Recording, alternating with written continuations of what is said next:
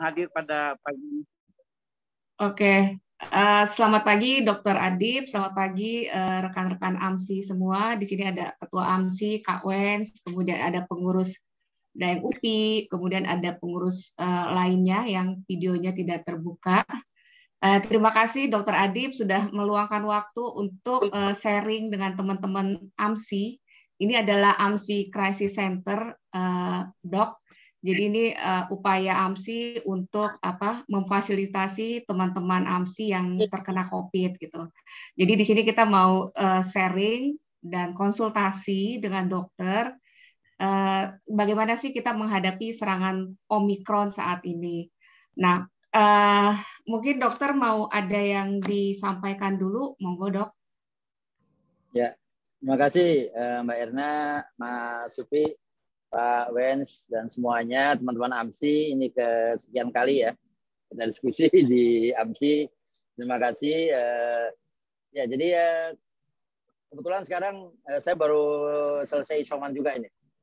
Selesai isoman karena kesenggol ya. Kalau bahasanya teman-teman kesenggol Omikron ya. Alhamdulillah. Itu pun juga nggak ada gejala yang berat ya. Cuman ya saya merasa ada sesuatu, ada rasa yang nggak enak, terus karena saya punya inisiatif aja untuk melakukan PCR baru ketahuan oh ternyata positif gitu loh. Tapi dengan CT value yang sudah tinggi gitu loh. Nah, cuman kemudian kita coba tracing siapa yang kontak sama saya waktu saya ada acara kemarin di Makassar satu tempat tidur semuanya negatif gitu. Jadi agak aneh juga dan alhamdulillah kemudian 3 hari saya cek ulang PCR negatif gitu loh. Jadi ini sebagai gambaran saja memang kalau secara umum kekhawatiran memang harus. Kewaspadaan kita terkait dengan masalah munculnya varian baru harus. Karena pada prinsipnya varian baru pasti dia akan lebih stabil. Dalam artian lebih stabil itu dia mempunyai kekuatan untuk spreading-nya pasti lebih kuat. Sehingga seperti halnya yang kemarin di awal varian yang SARS-CoV itu kemudian muncul ada Delta, Alpha, pertama Alpha, Beta, kemudian Delta, itu adalah satu kondisi yang memang akhirnya virus itu menyesuaikan, beradaptasi, dan dia akan lebih kuat. Nah, lebih kuatnya seperti apa ya? Lebih kuatnya akhirnya dia lebih kuat untuk kemudian bertahan dalam benda-benda yang memang dia umpamanya di logam atau di tempat-tempat yang ada pernah terkontak dengan pasien COVID, dia akan bisa bertahan lebih lama. Kemudian dari sisi kekuatan spreading-nya, kekuatan penularannya itu. Kekuatan penularan itu juga akhirnya kemudian menjadi satu faktor bahwa setiap munculnya varian baru, dia akan seperti itu. Nah, tetapi pada saat kemudian kita bicara apakah dampak yang akan terjadi di Omikron itu akan sama dengan Delta, nah ini yang kemudian kita mencoba melihat dari beberapa aspek. Yang pertama, yang kita lihat adalah dari aspek ada perbedaan secara individu masyarakat pada saat di Delta dan saat ini di Omikron. Di Delta, cakupan vaksinasinya masih rendah. Bahkan itu masih dalam proses yang pada saat itu ada kelompok prioritas dulu. Nakes, kemudian lansia pun pada saat itu hampir katakanlah umpamanya masih sedikit. Kurang dari 20% bahkan pada saat itu. Tapi setelah kemudian muncul varian Delta, baru kemudian orang berbondong-bondong untuk minta divaksin.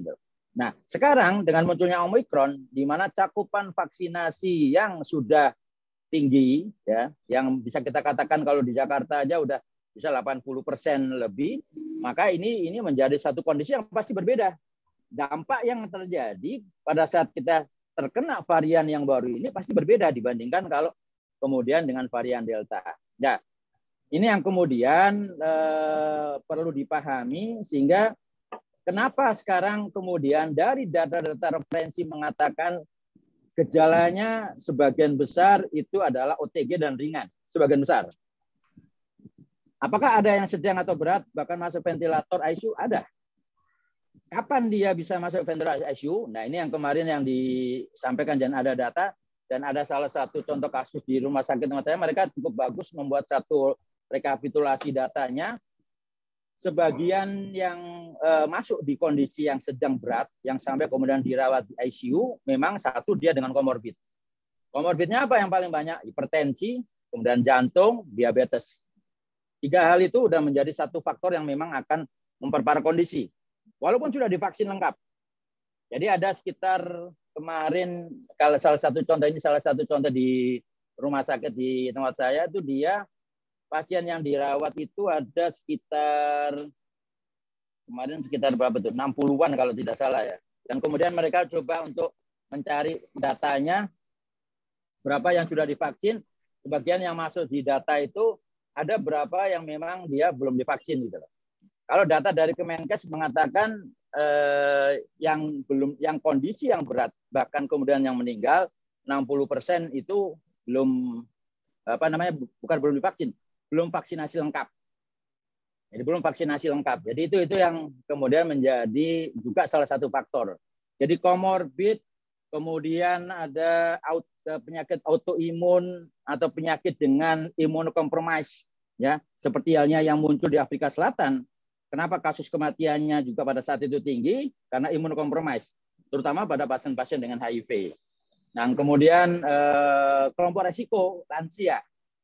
Nah, ini yang menjadi kelompok-kelompok yang memang perlu untuk menjadi perhatian juga, sehingga komorbidnya itu memperparah kondisi yang pada saat terkena paparan Omikron ini.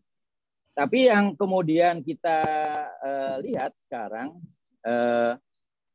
ya kalau pengalaman dari Afrika, terus kemudian di Inggris, terus kemudian kemarin di Asia Tenggara, kecenderungan kenaikan kasus dari sejak awal ditemukannya Omikron di dalam satu negara, rata-rata sekitar 40-50 hari.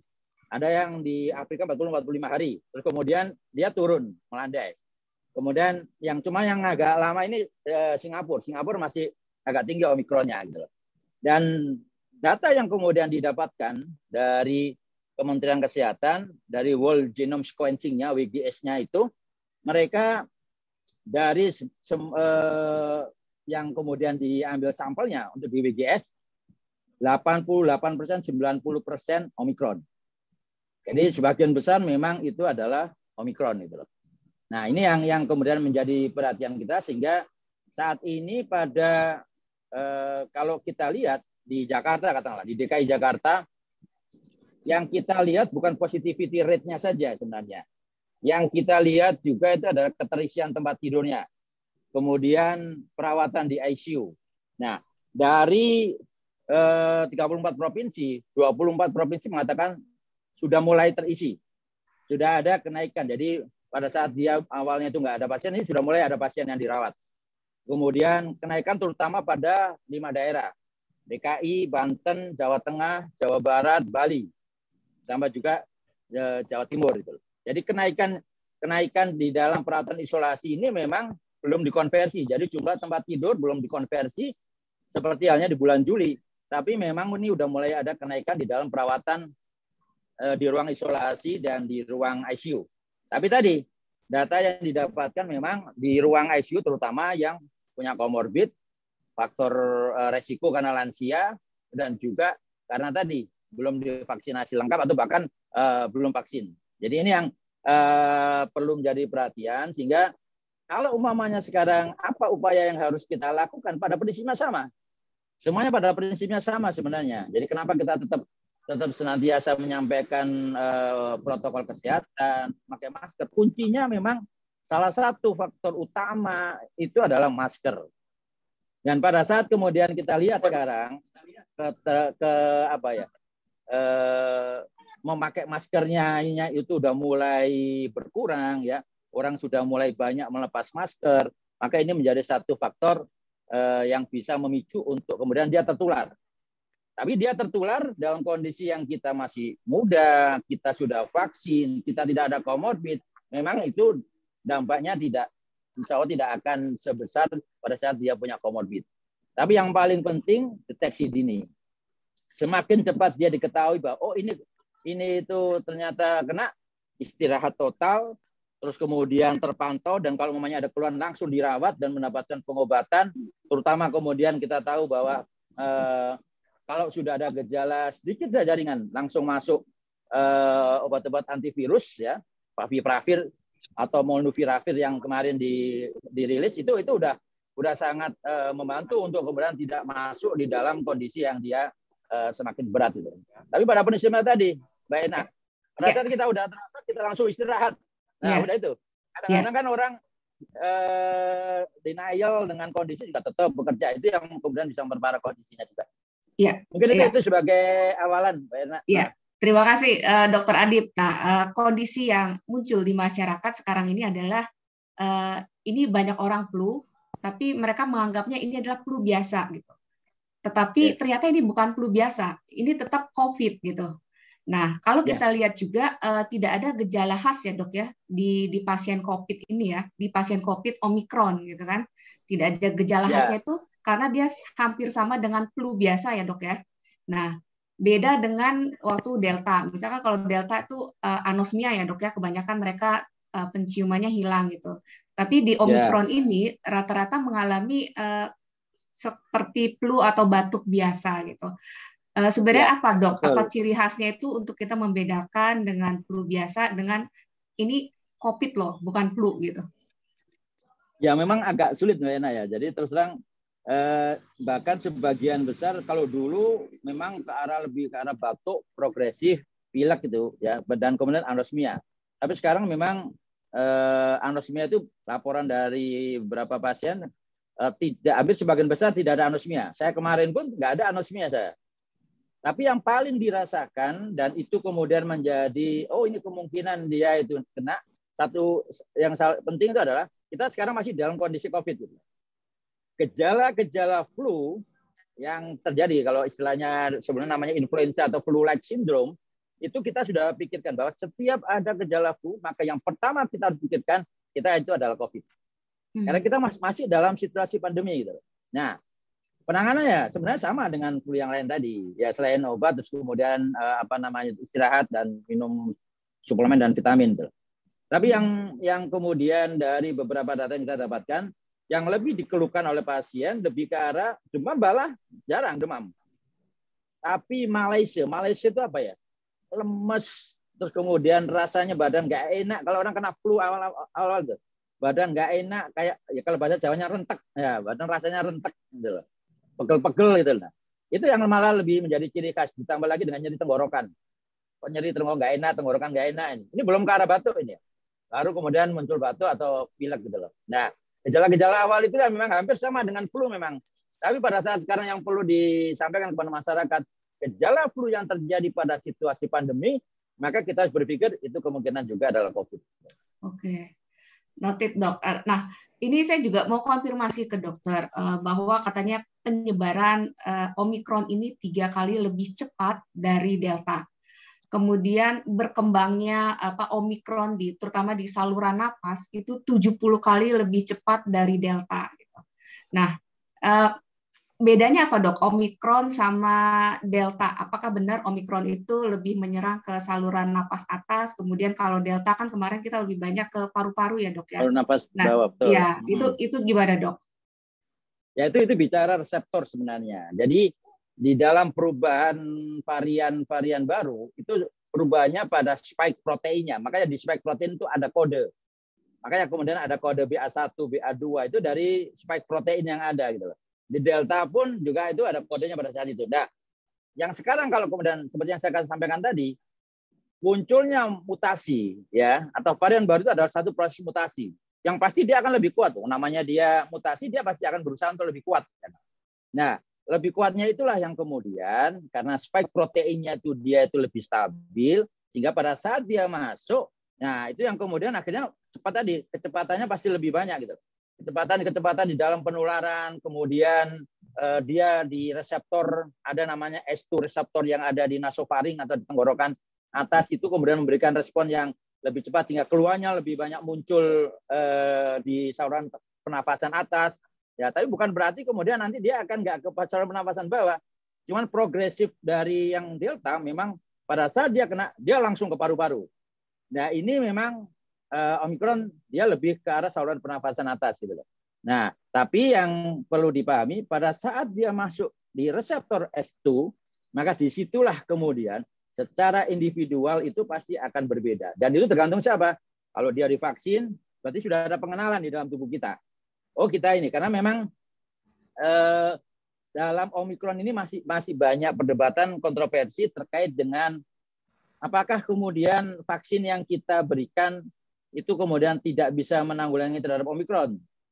Nah, itu masuk kontroversi. Tapi sebagian besar peneliti, periset mengatakan bahwa vaksinasi yang kita lakukan selama ini cukup efektif untuk bisa menanggulangi atau mengatasi kalau terkena dengan Omikron. Apalagi kalau nanti ditambah dengan booster.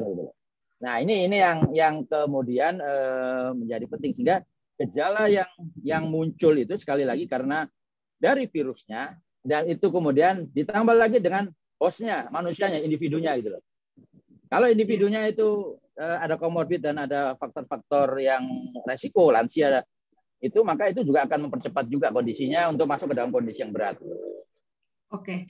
Dok, di sini juga banyak teman-teman yang sedang berjuang untuk sembuh dari COVID ya. Mungkin teman-teman di sini kalau misalnya ada yang mau ditanyakan atau mau share, silakan. Cuma mungkin sebelum ke teman-teman, saya perlu ini lagi dok, perlu satu lagi penegasan dari dokter mengenai vaksin. Ini kan banyak sekali teman-teman yang sudah vaksin 2 kali, bahkan sudah booster gitu. Ini masih terkena juga. Apakah itu berarti vaksin itu memang tidak bisa melindungi kita dari penularan COVID, tapi bisa melindungi kita dari tingkat keparahan akan penyakit itu gitu. Itu penjelasannya gimana, Dok?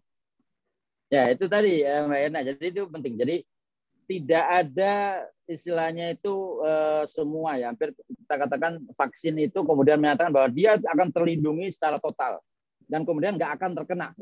Nggak ada itu.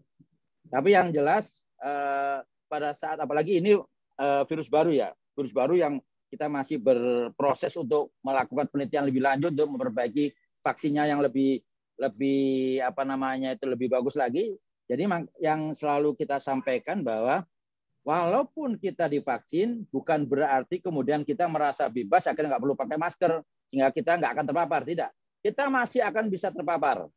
Tetapi paparan yang akan masuk ke dalam tubuh kita itu tidak akan membuat kondisi atau severity-nya, tingkat keparahannya itu tidak terjadi. Jadi benar yang dikatakan Mbak Ena, tetap akan terpapar, tapi tingkat keparahannya lebih rendah. Gitu.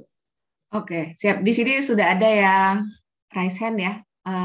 Mariadi, silakan kalau ada yang mau ditanyakan. Ya, makasih Dok sudah hadir di acara ini. Mungkin aku cerita kronologi dulu ya. Sekitar hari Minggu lalu ya, itu tanggal 30 saya merasa badan agak nggak enak gitu kan, nggak enak. Ya karena memang capek juga kan nyetir dari Jakarta Jogja bolak-balik ke mana. Nah terus batuk sih enggak ya, batuk enggak. Terus nah sepulang saya dari Jogja itu ke Jakarta malamnya saya langsung antigen gitu kan. Nah antigen keluar disebut saya positif gitu kan. Wah kaget saya kan, langsung isolasi, saya minum vitamin yang banyak gitu kan, saya masih penasaran, lalu saya PCR lagi nih Dok. PCR hari Minggu, hari Seninnya saya PCR, dan dari hasil PCR itu keluar kalau saya negatif gitu kan, dan tidak ada gejala batuk juga, ya batuk kecil-kecil lah gitu, tapi bukan batuk karena yang setiap simultan gitu. Lalu juga tenggorokan juga biasa aja gitu kan. Namun memang yang agak ini ada kondisi yang kata dokter itu demam enggak, jadi ada meleses gitu yang apa, jadi antara pegel-pegel, bawaannya mau tidur terus gitu kan, ya karena kecapean atau apa. Nah ketika saya minum semua vitamin C, D, E, zinc semua gitu kan.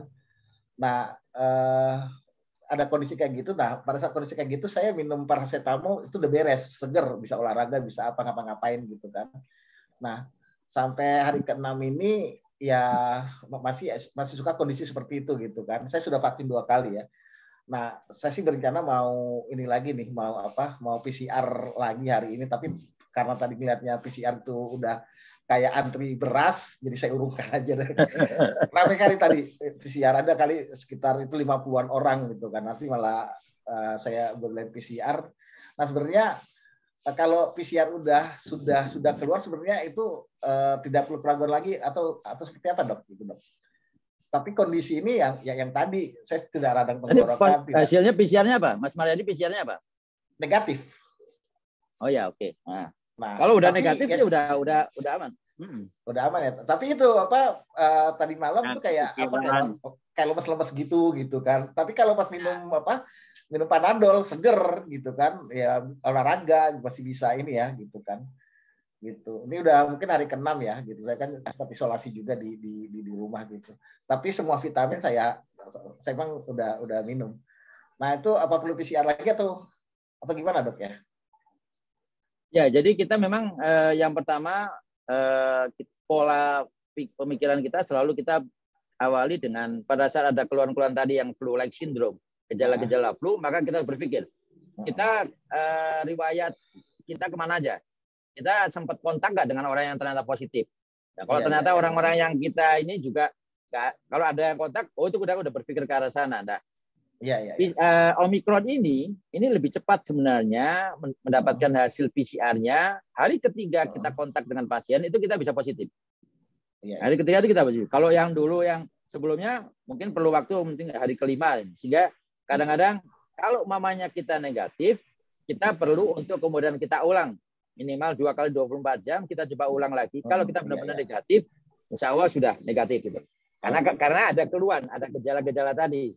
Tapi kalau kemudian nanti keluhan itu terus kemudian menghilang, ya kita berpikir kalaupun kita ya kayak saya mengambil contoh saya kemarin, saya city value saya 35. Saya nggak ada keluhannya, cuman ada rasa nggak enak saja gitu. Kemudian saya inisiatif untuk PCR dan ternyata positif dan dengan city value 35. Artinya apa? Ada sisa-sisa atau ada virus itu yang mungkin ya kalau bahasa kasarnya bangkai virusnya itu yang kemudian masih terdeteksi di dalam PCR. Kapan saya kena ya? Saya juga nggak tahu karena ternyata saya coba tracing semua 1 minggu itu orang yang kontak sama saya minta untuk PCR semuanya negatif. Memang agak sulit karena ini yang kita ya aktivitas kita mungkin kita agak sulit juga ini kira-kira. Tapi kalau kita punya aktivitas yang memang itu tertentu dengan orang tertentu, kita akan lebih mudah sebenarnya untuk mengetahui dari situ. Tapi yang jelas pada saat kemudian kita belum ada hasil PCR-nya, maksudnya hanya gejala dan PCR-nya negatif, yang kita butuhkan itu lebih ke arah untuk suportif. Apa? Vitamin. Itu saja. Jadi vitamin C, kemudian vitamin D, itu menjadi penting. Gitu loh. Ditambah lagi kalau ya kadang-kadang sekarang banyak sekali suplemen yang lain yang silakan saja.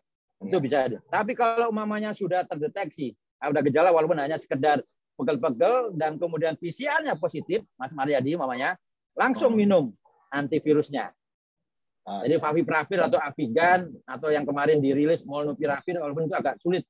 Sekarang masih favipiravir itu yang bisa kita lakukan dengan 2 kali 1.600 pada hari pertama, dilanjutkan dengan 2 kali 600 mili sampai hari kelima. Nah, itu yang kalau hasil PCR kita positif.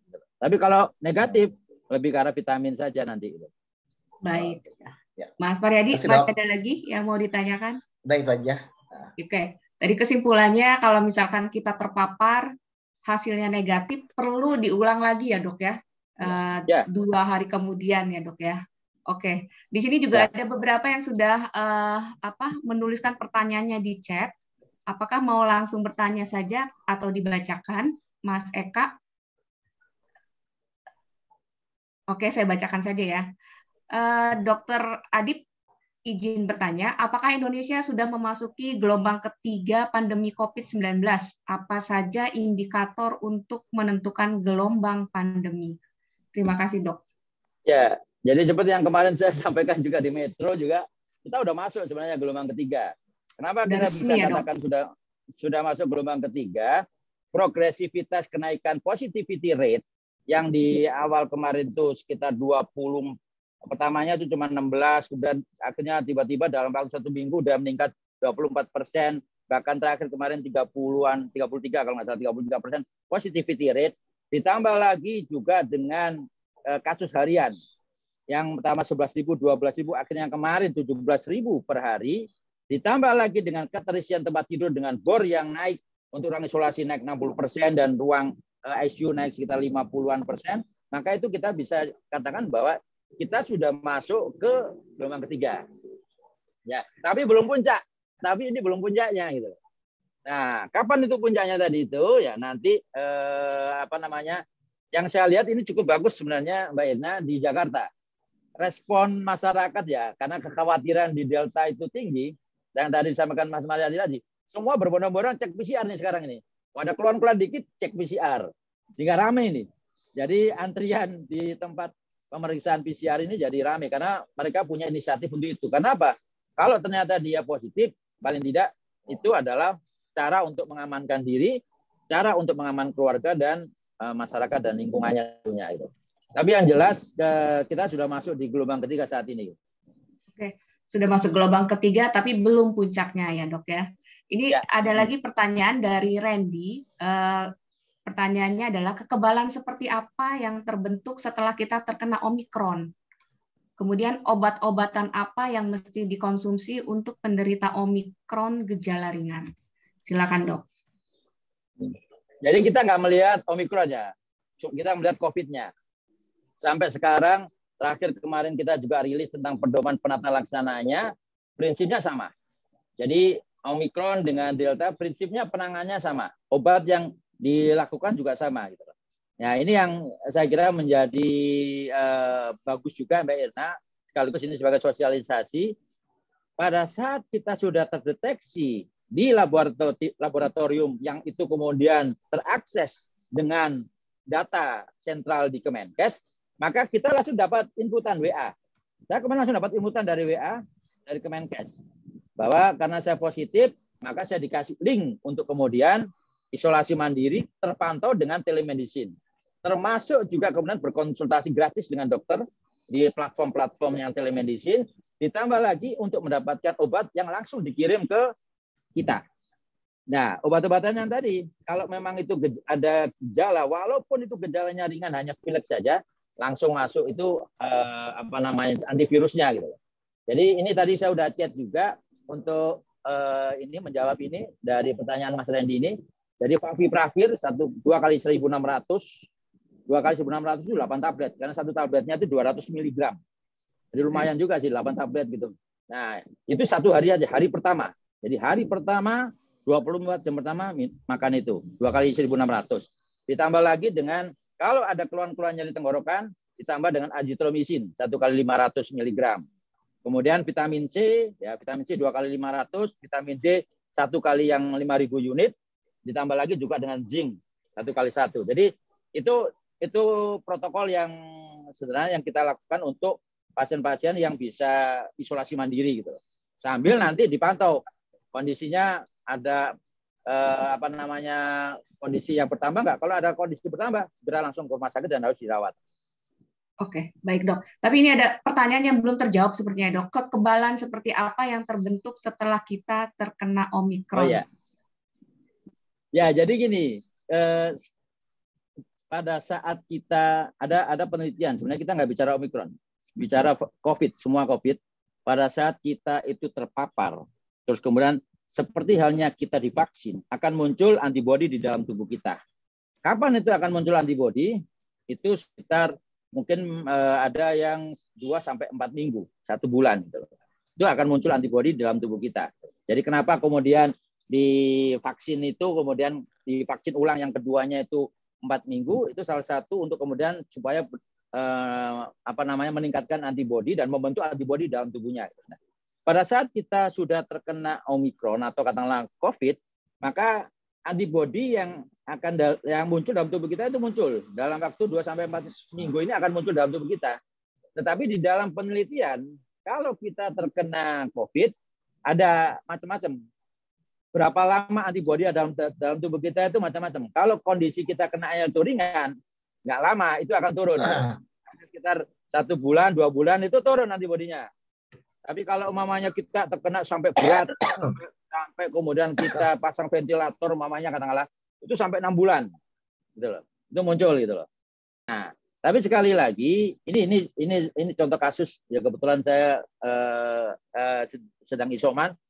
Saya waktu kemarin pas barengan pada saat saya dinyatakan positif, saya cek antibodi saya setelah divaksin dan booster. Dulu waktu di awal ada namanya pengecekan namanya RBD. Di RBD binding protein kita yang muncul pada saat kita diperiksa itu lebih dari 40.000. Saya waktu 1 bulan atau 2 bulan lah, 2 bulan setelah kita booster dulu untuk nakes, saya cek 40.000. Kemarin pas ini masih ada sebenarnya, tapi sekitar hanya 6.000 binding protein kita. Tapi saya masih bisa kena positif gitu loh. Tapi akhirnya kemudian ini, artinya dari situ nanti pada saat kita kemudian terkena, maka kita akan istilahnya itu antibodi kita akan terbentuk bertambah juga. Jadi untuk khusus apalagi untuk Omikron antibodi kita, tapi nggak lama gitu loh. Karena kita kenanya cuma ringan. Lain kalau yang kita kenanya berat gitu loh. Oke, terima kasih dok. Di sini ada yang sudah raise hand juga.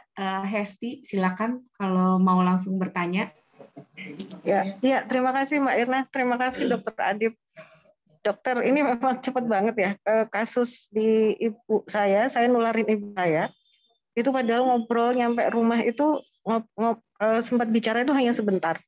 Langsung saya memilih ke atas. Cuman yang saya ingat waktu itu memang ngobrolnya posisi saya sudah lepas masker gitu.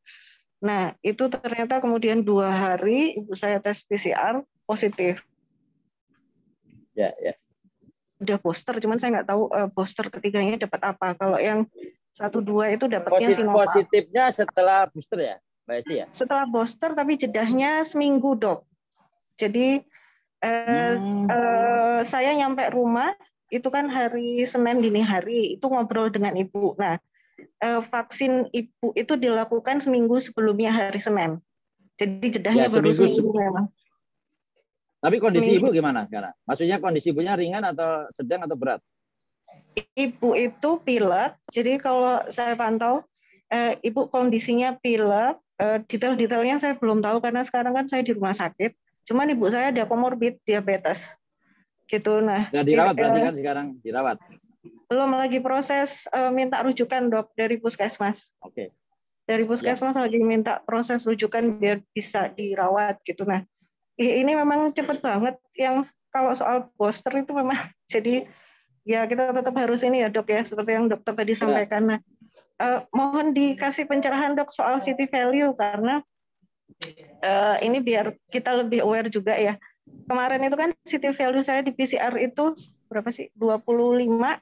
Ada beberapa yang dicek gitu loh, N-Gini sama apa RDRP, tapi ada juga yang lain ada E-Gini. Itu sebenarnya apa bedanya? Nah, kalau city value-nya misalkan antara 20 sampai 30 posisinya seperti apa artinya? Atau kalau yang di bawah 20 sebenarnya artinya seperti apa? Jadi biar lebih aware kita dengan lingkungan gitu. Terima kasih, Dok. Ya. Oh, sama satu lagi, Dok, karena anak-anak saya di rumah sudah saya beliin vitamin sih, cuman untuk dosisnya untuk memastikan. Kalau yang vitamin D itu sebaiknya berapa? Anak saya usia 11, 13 sama 4 tahun. Ya. Kalau yang untuk ini yang pertama terkait dengan kondisi yang jadi kalaupun dia di booster 1 minggu, maka itu belum kemudian tadi pembentukan antibodinya itu di atas 2 minggu, di atas 16 hari biasanya. Jadi itu belum. Jadi kalau kemudian akhirnya ibu terpapar dalam kondisi yang walaupun dia di booster belum pembentukan antibodi pasca boosternya gitu. Jadi itu yang kemudian akhirnya ibu bisa terpapar dengan apalagi terpapar dari Mbak Estinya tadi. Nah, itu yang pertama. Kemudian yang kedua, yang jelas kalau sekarang yang paling penting adalah pada saat walaupun itu gejalanya ringan, tapi kalau dia ada komorbid sebaiknya dirawat di rumah sakit. Ya, jadi kondisi ringan, ada komorbid, ada faktor risiko karena lansia, sebaiknya dirawat. Ya, apalagi kemudian didapatkan hasil PCR-nya positif. Nah, itu yang kedua. Kemudian terkait dengan tadi vitamin C ya sebenarnya 2 kali 500 untuk vitamin C, vitamin D. Kalau pada umur yang 4 tahun mungkin tidak perlu vitamin D. Tapi kalau umur 11 tahun atau 12 tahun itu buat dosis yang 1.000 saja. 1.000 unit 1 kali 1 gitu. Dan kemudian kalau yang udah lebih dewasa untuk Mbak Esti 5.000. Dan yang paling penting sebenarnya di vitamin D itu karena ternyata hasil penelitian untuk di Indonesia kadar vitamin D-nya orang Indonesia itu ternyata rendah. Padahal kita negara tropis gitu.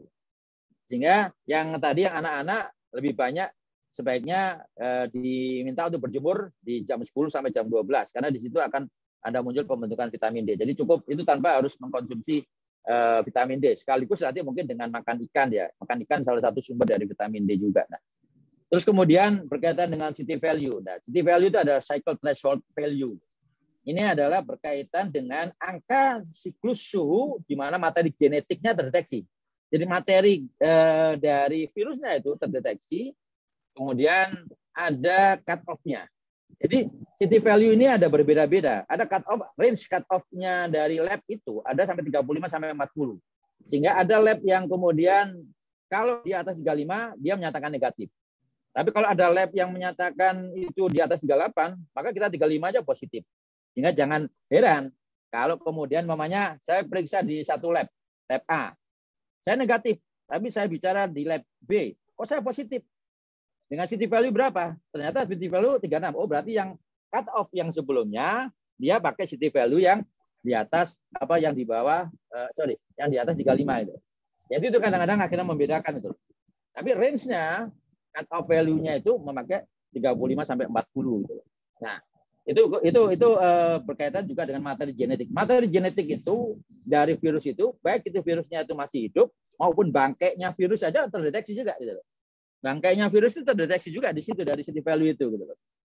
Nah, kemudian yang perlu diperhatikan adalah karena city value itu menunjukkan perkiraan jumlah materi genetik yang didapatkan, semakin tinggi city value-nya, maka sebenarnya semakin rendah jumlah RNA, materi genetik virus yang didapat pada swab. Jadi semakin sedikit. Artinya apa?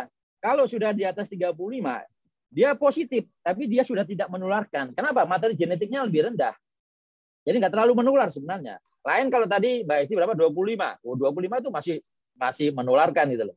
Karena semakin rendah, semakin tinggi jumlah RNA virus yang didapat pada swab, sehingga itu yang akan bisa menularkan. Kita ngomong, kita batuk, kita kontak, jadi itu ya akan bisa menularkan gitu loh. Jadi cut off-nya ini kadang-kadang beda-beda. Jadi kalau kita mau kontrol kayak Mas Mariadi tadi negatif, periksanya lagi di tempat yang sama. Jangan sampai di tempat yang berbeda. Kalau di tempat yang berbeda, cut off-nya nanti bisa berbeda soalnya. Jadi saya kemarin positif, terus kemudian 3 hari saya di lab yang sama, supaya cut off yang sama gitu. Karena kalau kita kemudian cari second opinion, kayaknya ini bisa cari second opinion, itu kemungkinan bisa berbeda gitu. Cut off-nya itu. Gitu Mbak Esti. Siap, berarti ini Esti masih ada yang perlu ditanyakan? Udah clear Mbak Irna, terima kasih.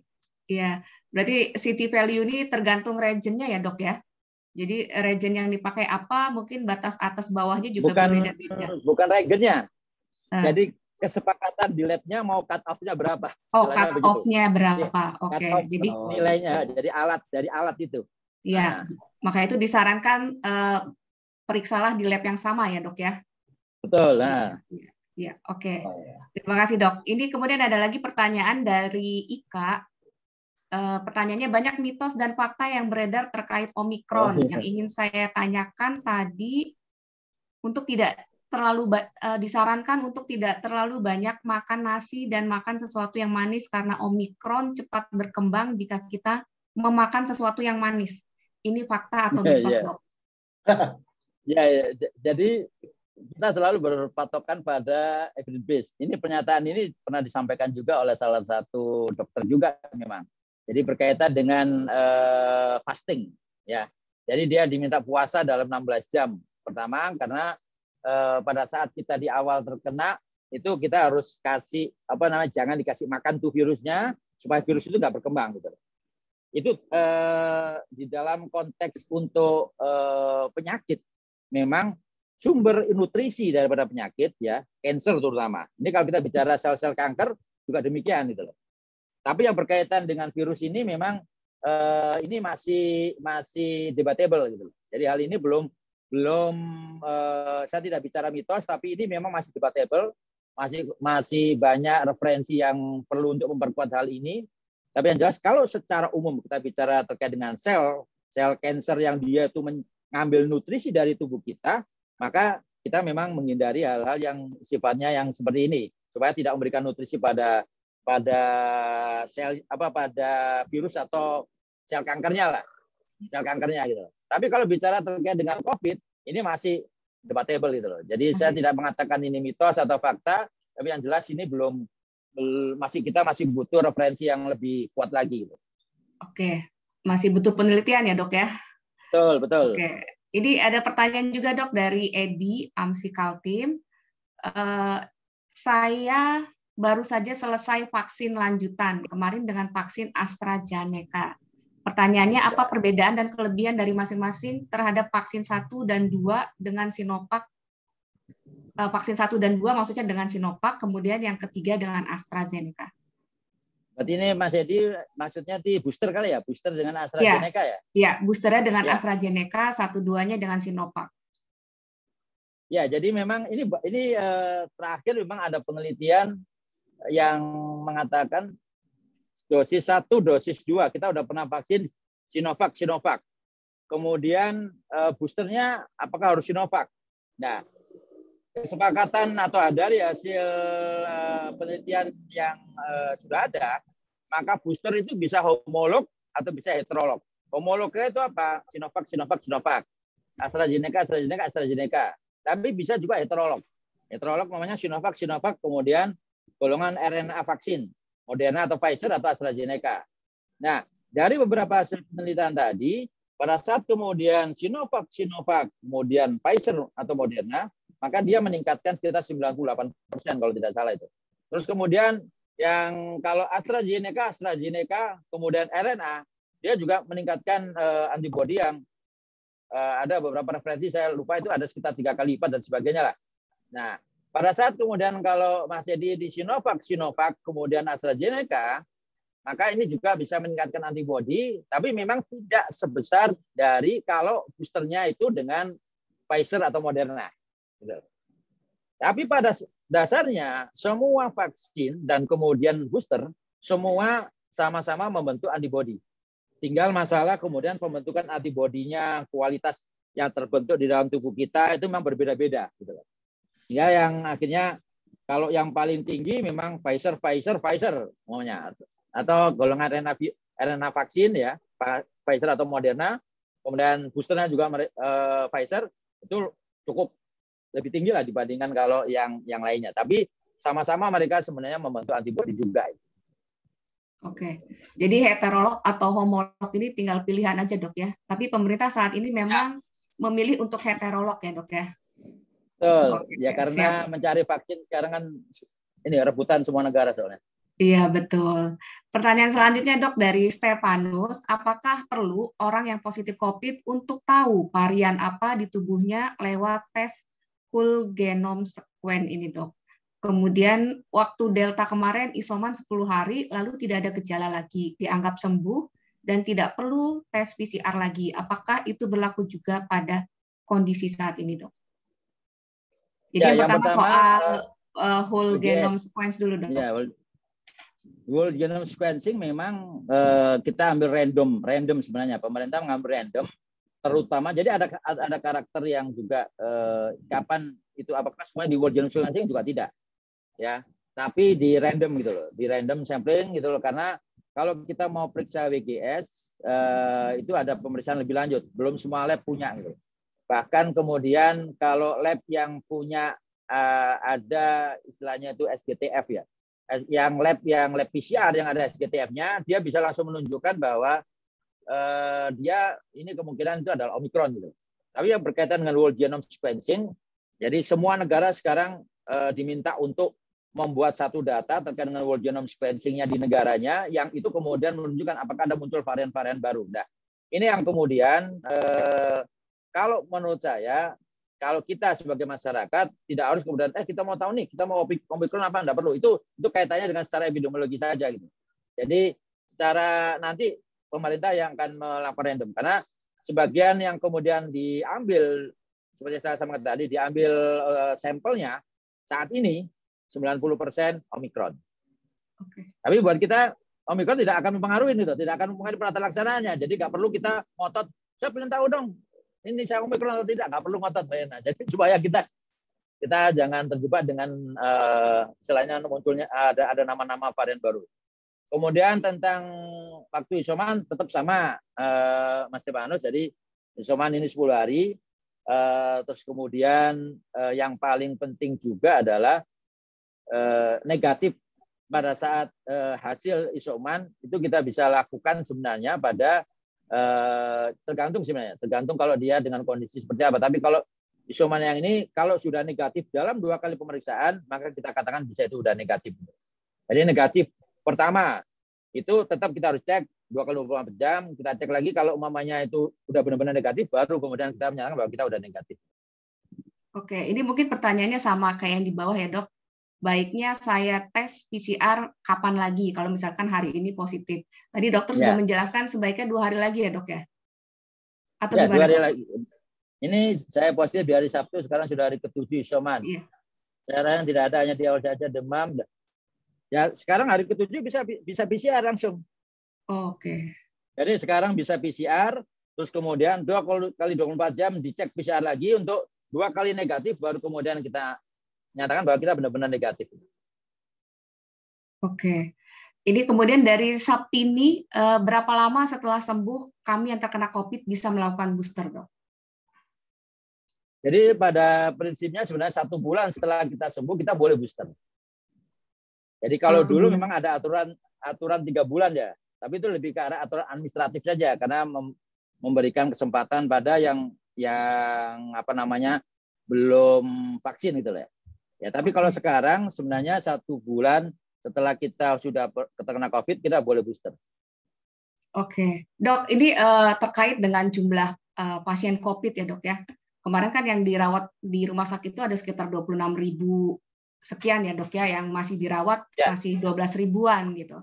Nah, ini soal kesiapan rumah sakit, Dok. Ini tadi kan ada kekhawatiran kalau semua masyarakat tiba-tiba bersamaan kena Omikron dan harus dirawat di rumah sakit. Nah, ini sebenarnya kesiapan rumah sakit saat ini seperti apa sih, Dok? Ya, jadi kalau yang kesiapan rumah sakit kemarin ya kita udah meminta, Kemenkes juga sudah meminta semua rumah sakit dan sudah berkoordinasi dengan seluruh rumah sakit yang ada di daerah untuk menyiapkan fasilitas kesehatan, termasuk konversi tempat tidur jika dibutuhkan. Jadi saat ini memang konversi tempat tidur belum, jadi masih menyiapkan ruangan isolasi COVID sambil memantau kondisi. Jika kalau memang dibutuhkan konversi tempat tidur, maka upaya yang seperti yang pernah kita lakukan pada saat di bulan Juli itu sudah siap. Gitu. Tapi yang paling penting, ini yang lupa kadang-kadang, kalau ini perlu diingatkan juga, kemarin saya diskusi dengan teman-teman di daerah. Yang perlu kita ingatkan adalah, selain mengkonversi tempat tidur, menyiapkan ruangan, yang paling penting, mengecek kembali alat-alat yang selama ini yang sudah dipakai di bulan Juli, yang kemudian kasus turun, kan sudah nggak dipakai nih. HFNC, ventilator, itu suruh dicek lagi. Jadi tolong disiapkan alat kesehatannya juga. Gitu. HFNC, kemudian non-invasif ventilator, NIV dan sebagainya itu tolong disiapkan kembali, dicek apakah masih berfungsi atau tidak. Itu yang perlu diingatkan kepada seluruh fasilitas kesehatan. Jangan sampai kemudian itu alatnya ada, tapi nggak dicek setelah dipakai, ternyata nggak bisa. Gitu. Karena ada periode yang kemarin pasien udah turun kan udah nggak dipakai lagi nih. Yang kita udah menyiapkan sekian ratus ya, pada beberapa RSUD bahkan sudah menyiapkan sekian 200-300 tempat tidur dengan alat HFNC-nya juga sebanyak yang ada. Nah, itu kalau kemudian sekarang itu kan numpuk, nah ini tolong dicek, dikalibrasi lagi, dicek lagi untuk kesiapan itu. Karena kita masih yang saya lihat konsentrasinya hanya menyiapkan tempat tidur, terus kemudian menyiapkan SDM, obatnya yang penting ada, yang juga paling penting itu juga oksigen. Jangan sampai nanti problem oksigen juga terjadi lagi. Drama oksigen seperti kemarin ya, Dok ya. Ya. Jadi ventilator, HFNC itu harus komplit ya, Dok ya. Ini ada satu lagi yang paling penting, ini ya mumpung ada teman-teman media, karena pola yang kemarin kenapa sempat terjadi disaster ya di UGD. Ini kan disaster di UGD dengan banyak macam, karena masyarakat banyak yang panik ya, kemudian tidak tahu apa yang harus dilakukan. Maka sekarang kita harus sampaikan, tidak semua dengan COVID harus dirawat. Sehingga kalau dia itu kondisi masih ringan, maka Kalau di kota besar memang aplikasi atau respon dari isolasi mandiri terpantau dengan platform telemedicine itu berjalan. Cuman di daerah, laporan dari teman-teman di daerah memang nggak ada di sini dok, halo dok itu di daerah nggak ada gitu loh. Nah, yang kayak begitu yang mau nggak mau sih memang nanti peran dari puskesmas untuk memantau kondisi yang ada di pasien juga penting, sehingga tidak semuanya harus dibawa ke rumah sakit. Gitu loh. Itu yang harus diketahui juga oleh masyarakat.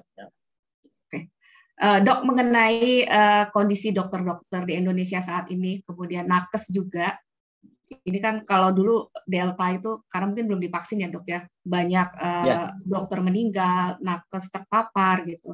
Tapi kan saat ini juga sudah ada beberapa nakes yang terpapar ya dok ya. Itu kalau boleh dijelaskan sudah berapa persen tuh dok nakes yang terpapar gitu? Ya, jadi kalau nakes terpapar memang kemarin kita udah minta datanya ya ke teman-teman daerah. Laporan dari beberapa daerah memang sudah ada. Artinya di DKI Jakarta, Tangerang, di beberapa rumah sakit termasuk di rumah sakit tempat saya bekerja, beberapa dokter juga sudah terpapar ya, tapi alhamdulillah kondisinya masih dengan gejala OTG dan gejala ringan. Belum sampai ada yang gejala sedang berat gitu. Sebagian besar. Jadi nominalnya berapa jumlah nakes yang terpapar atau dokter yang terpapar memang kita belum dapatkan. Tapi memang sudah ada saat ini teman-teman dokter yang terpapar, dan untuk yang meninggal memang alhamdulillah sampai sekarang belum ada gitu yang meninggal karena COVID. Tapi yang sudah terpapar laporannya sudah banyak gitu. Jadi kalau di beberapa daerah kemarin Jawa Tengah melaporkan sudah ada. Kemudian di Kalimantan Timur kemarin melaporkan belum ada. Jadi kondisi yang sudah mulai banyak yang terpapar itu ada di Jawa, dan kemudian ada sebagian juga yang di Sumatera. Itu yang sudah ada laporan teman-teman dokter yang dia akhirnya melakukan isolasi mandiri dengan gejala OTG dan gejala ringan. Berarti memang dokter-dokter yang terpapar ini pun masih bisa ditangani ya dok ya, karena mereka gejala ringan semua ya dok ya. Ya, alhamdulillah masih gejala ringan dan mereka isolasi mandiri dan ya minum obat sambil kita pantau sih. Kita pantau laporannya tiap hariannya, sehingga kalau ada hal yang perlu dibutuhkan kita bisa bantu ya, jangan sampai menunggu kondisi yang berat. Kalau boleh tahu mereka terpapar dari pasien yang sudah mulai banyak karena pasien COVID yang sudah mulai banyak atau dari luar dok? Ya, kalau ada sebagian yang dari luar ya karena aktivitas ya. Tapi ada juga yang memang dari pasien. Nah, kenapa dari pasien? Satu ya karena pasien-pasien yang memang bukan COVID ya. Karena kalau sekarang kita bicara sekarang jumlah pasien kan sudah kembali normal gitu loh.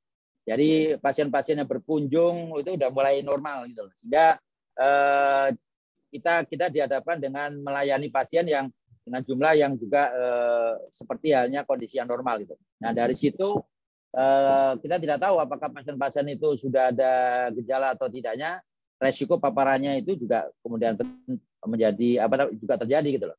Nah, ini yang perlu kita ingatkan juga, artinya ini kasus yang meningkat ini tidak mengurangi kita untuk mengurangi SOP kita. Jadi SOP untuk memakai masker N95 itu wajib harus dilakukan, memakai gaun kalau kita di pelayanan dilakukan.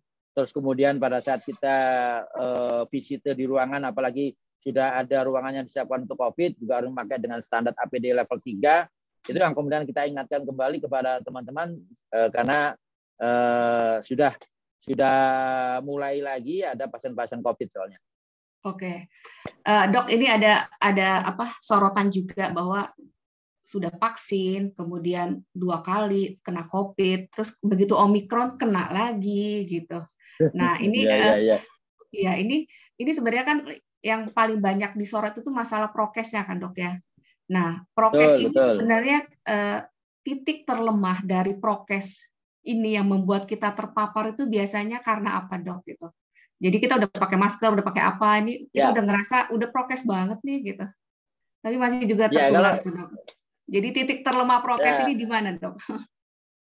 Ya, jadi yang paling ini kan paling pokok ya, semuanya pokok sebenarnya ya, mencuci tangan, menjaga jarak, pokok ya. Tapi yang paling utama itu masker sebenarnya. Nah, kadang-kadang kita lupa gitu loh di masker itu gitu loh. Cara memakai masker kita, terus kemudian mohon maaf karena kita merasa aman dengan orang-orang di sekitar kita. Ah, ini kan kita semuanya udah divaksin nih, katanya. Udahlah, kita buka masker, bermakan bareng, enggak.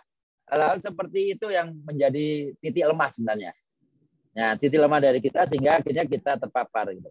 Dan satu hal lagi yang memang menjadi penting ya, saat ini ya aktivitas, karena aktivitas itu kita sudah normal kembali itu tadi. Semua aktivitas kan sudah normal gitu. Warung-warung di perkantoran juga sudah mulai buka gitu. Sehingga kalau kita makan, karyawan makan di bawah pada waktu jam istirahat, kemudian bertemu banyak orang juga sudah terjadi. Jadi itu menjadi satu faktor juga menjadi titik lemah, sehingga akhirnya kita membuka masker dan kemudian ngobrol dan sebagainya. Nah, di situ menjadi titik lemah kita. Oke, dari pada saat makan dan kita ngobrol ya dok ya, itu titik terlemah kita. Oke, mudah-mudahan ini juga bisa dipahami oleh kita semua dan masyarakat nantinya ya dok ya. Nah, ini ada juga yang menarik dok. Kalau di saat Delta, pasien-pasien pasien-pasien COVID itu mempunyai kekebalan antibodi yang lebih tinggi sehingga mereka bisa donor konvalesen. Nah, di Omikron ini kita tidak mendengar, dok, ada kebutuhan donor konvalesen. Itu kenapa, dok? Ya, saat ini mungkin belum yang ini ya. Kalau praktek di lapangan ya memang ada juga yang masih stok donor konvalesen memang masih ada. Di PMI pun juga masih menyiapkan itu ya. Walaupun kemarin sempat menjadi kontroversi karena ada beberapa penelitian yang sudah dilakukan. Salah satu yang dilakukan juga kalau nggak salah itu RSCM UI sudah melakukan penelitian, tidak ada hasil yang signifikan gitu loh dengan pemberian konvalesen. Tapi paling tidak dari PMI memang itu tetap disiapkan itu. Dan secara otomatis ya kalau ada yang kondisi-kondisi berat ya itu udah kemudian dilakukan itu loh untuk pemberian transfusi dengan konvalesen, plasma konvalesen itu sudah dilakukan itu loh. Jadi memang tidak booming ya karena kasus yang beratnya juga belum banyak ya. Mudah-mudahan ini nggak banyak. Iya. Ini belum muncul. Oke. Ini ada pertanyaan cuma cukup panjang nih dok. Mungkin dokter nanti bisa membaca juga di sini gitu. Ini soal nyari sendiri. Sampai kondisi apa yang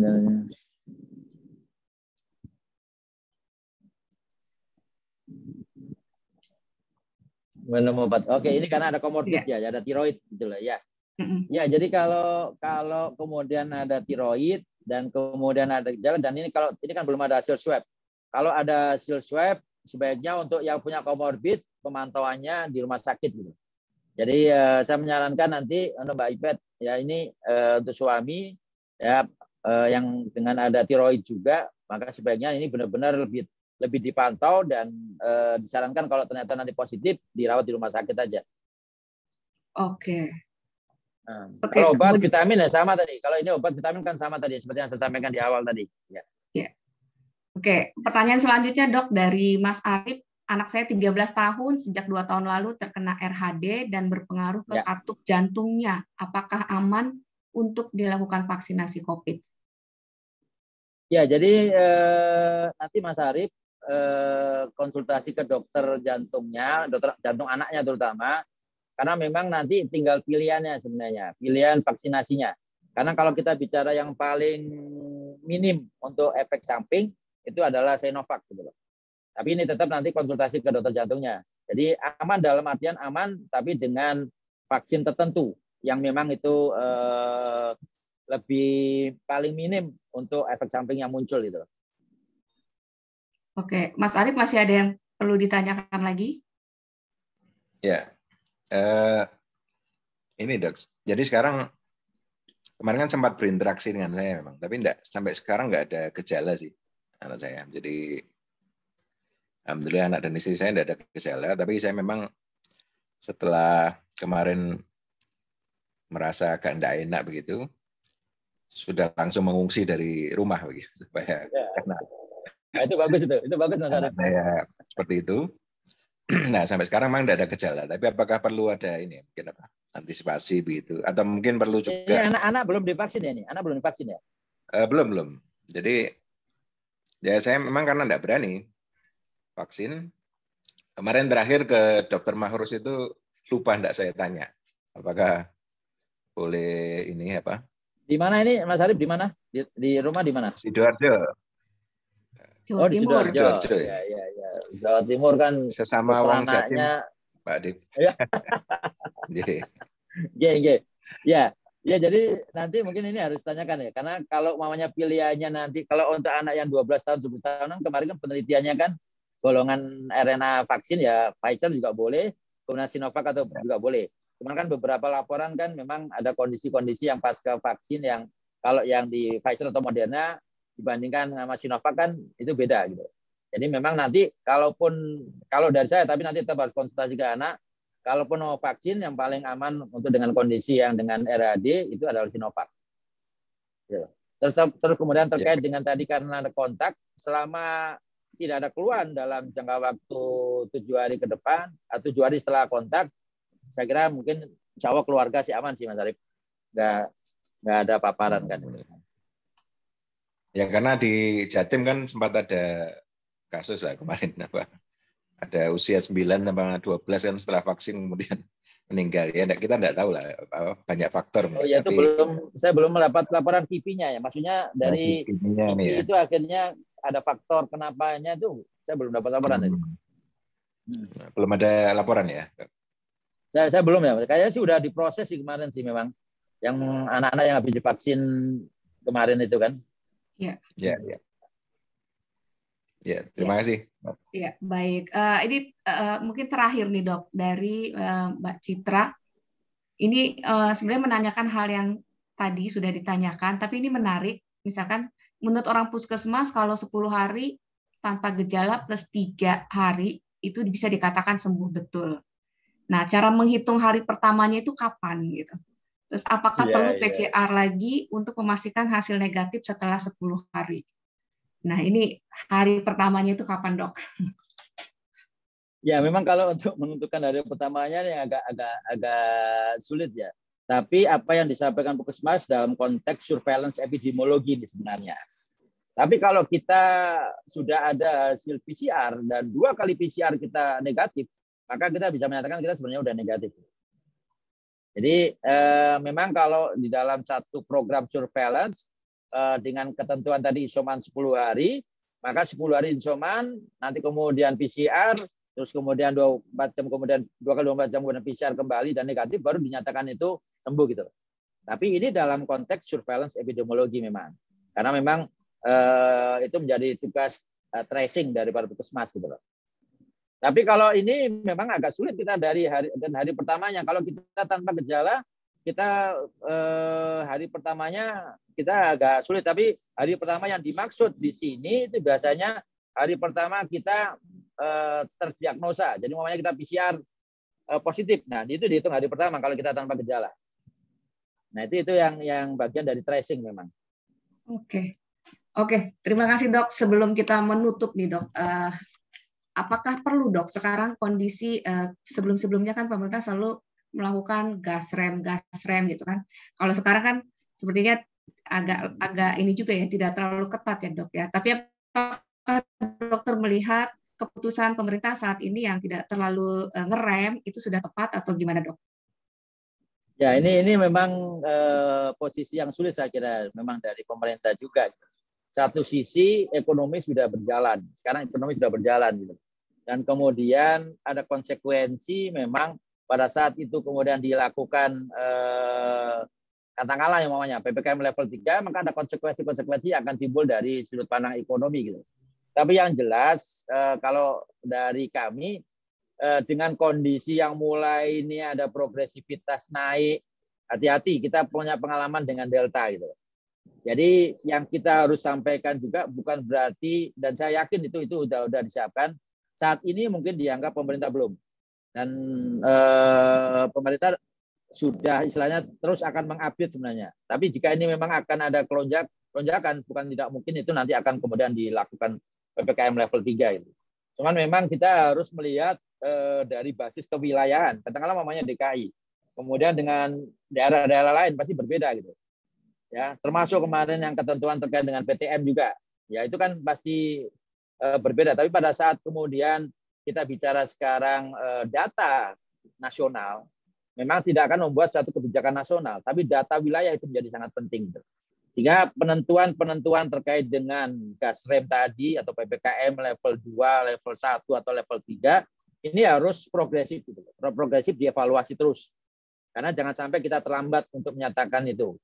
Tapi yang paling penting sekarang ini kita udah mulai menurun adalah sosialisasi, edukasi bahwa kita tetap harus 5M. Kemana-mana harus. Kalau paling tidak itu pembatasan di dalam kerumunan itu harus dilakukan. Siapa yang harus melakukan? Aparat keamanan, Satpol PP dimaksimalkan untuk itu. Terus kemudian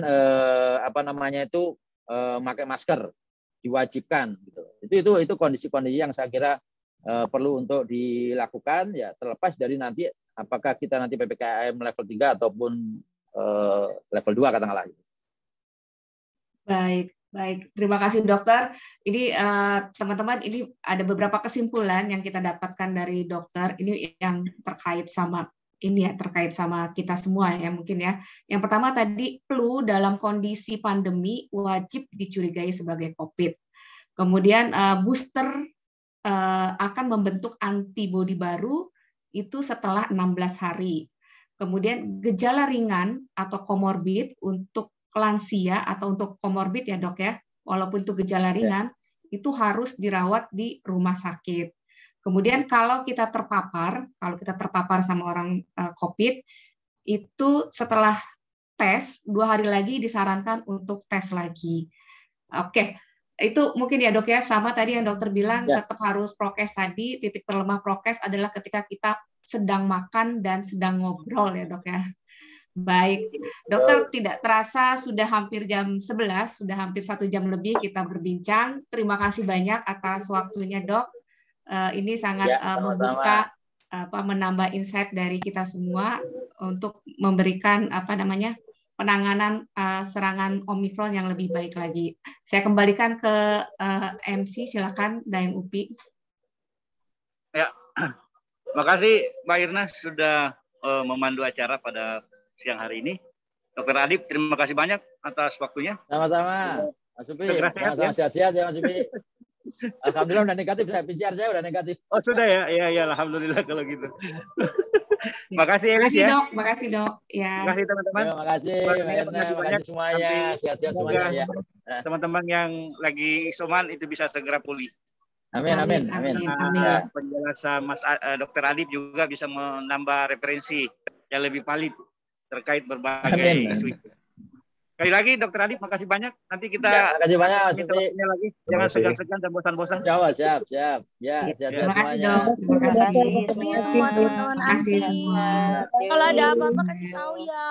Nanti kalau mau bikin konsul anak juga bisa, nanti dicarikan dokter anaknya. Oke Lis ya, nanti saya hubungi ya. Sama Bumil ya, semua itunya teman-teman Dokter Adip juga. Jadi tadi Dokter Adip udah bilang itu yang anak dibuka konsulnya juga gitu.